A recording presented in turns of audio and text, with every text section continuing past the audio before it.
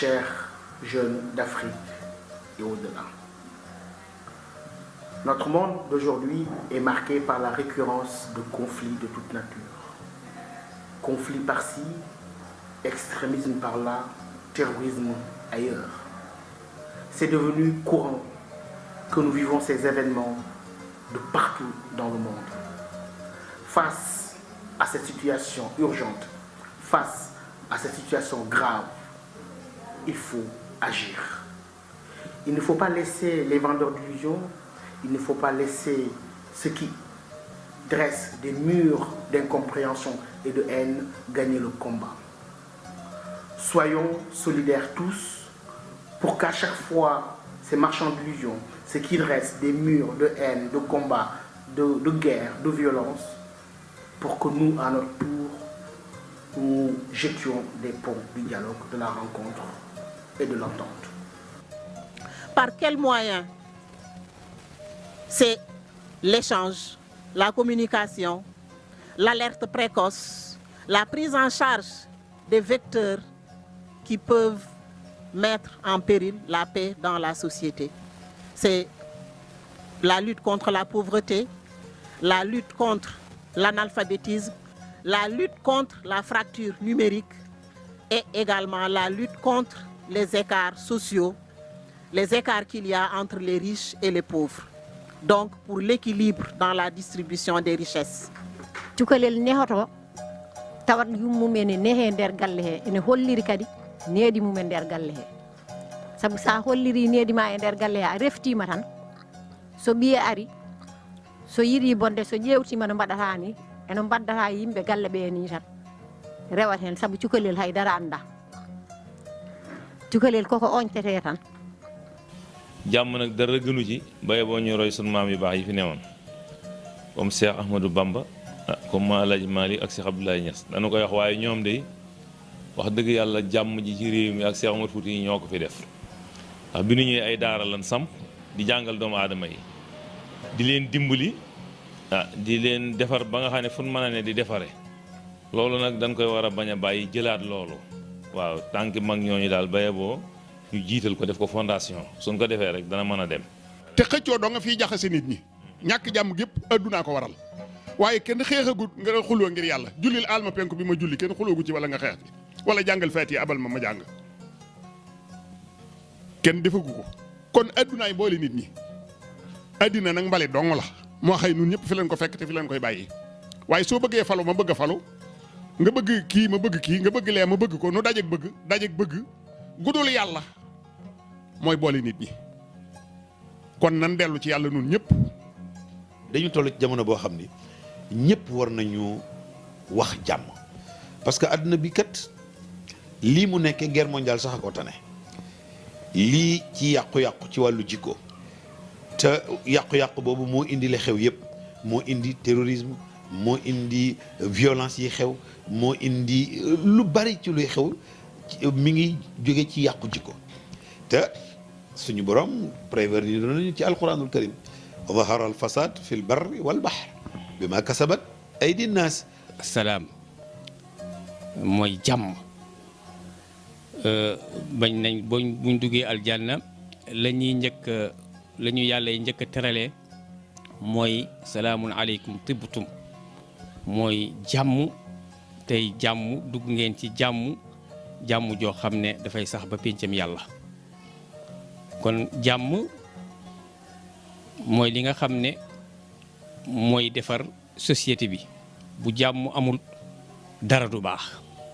comme que nag jàmm ci yàlla la commencé woon ak rasulullah sallallahu alayhi wa sallam yàlla di ko wàcc ci àdduna bi ba jaami yàlla yépp mën cee jot ngir sang bi sallallahu alayhi wa sallam kon jàmm mooy li nga xamante ni bii moo jëkk moo mujj ndax soo amul jàmm dootal dara kon jàmm nit diñ ko war a sàkku ci biir kër yi sàkk ko ci ëtt yi sàkk ko ci néeg yi sàkk ko ci penc yi.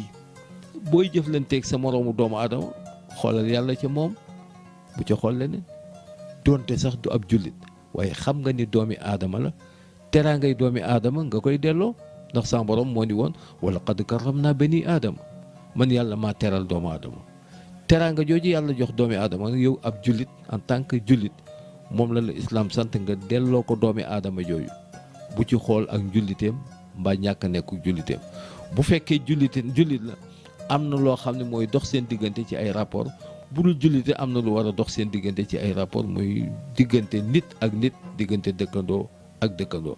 yéen jaamu yàlla bu leen di xëccoo bu ngeen xëccoo da ngeen di échec bu ngeen échecee effort dootul amati résultat kon nag nañu jàmmoo nañu bëggante nañu dimbalante gis ngeen yàlla ci biir Alxuraan wax na ay yoon wa taawanu alal birri wa taqwa wala taawanu alal ismi wal udwaan nañu dimbalante ci lu yiw lu baax lu sell lu rafet nañ bëggante nañ jàppalante nañu dimbalante nañu jàmmoo nañu xam ni tax yàlla wàcce ñu ko suuf mooy fi kenn dëkku fi kenn saxu fi mais kenn ku ci nekk dafa am mission boo war a dox mission boobu nag dafa nekk mission buy defar waaye du mission buy yàq.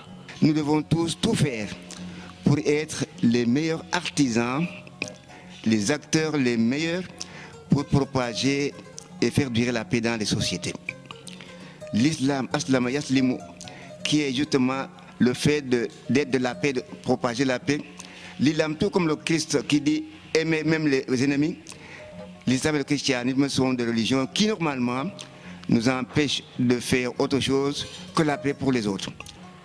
والإسلام ليس كما يظنه كثير من الناس اليوم أو الشباب الذين فقدوا الفهم وأخذوا النصوص وحرفوها كما يريدون. فأقول إن الإسلام منذ بدايته يدعو أو مبني على السلام. أتدرون لماذا يهم فينا الظلام؟ يخاف الاختلاف. نحن مجتمع يرفض الاعتراف، إنه مجتمع يعيش اختلاف.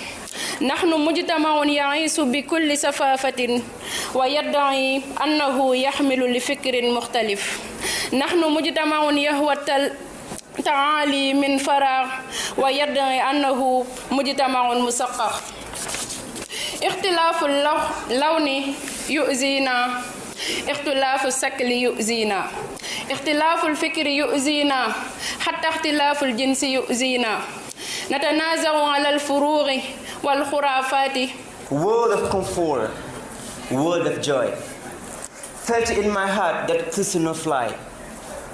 Words, conflict, strife all die away.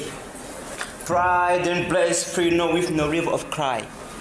Free you, word be to make peace. Free your word be to live in peace. Violence is not a weapon, but a fiction. When peace sustains the of a nation, always looks like a threat, like a ghost. Crave violence for peace, my Lord. It happened for the woman suffering in silence. Peace, be peace to end violence. I stand for peace, no terrorism. I stand for justice, no terrorism. I stand peace, no terrorism. I stand peace back, welcome, no terrorism. Non-violence affirm, no terrorism. No shadow of shame, no terrorism. Die and bury attacks of terrorism. Live and survive every seed of peace, no terrorism. Fraud has no root leading to me terrorism. My roundabout only made peace free, no terrorism.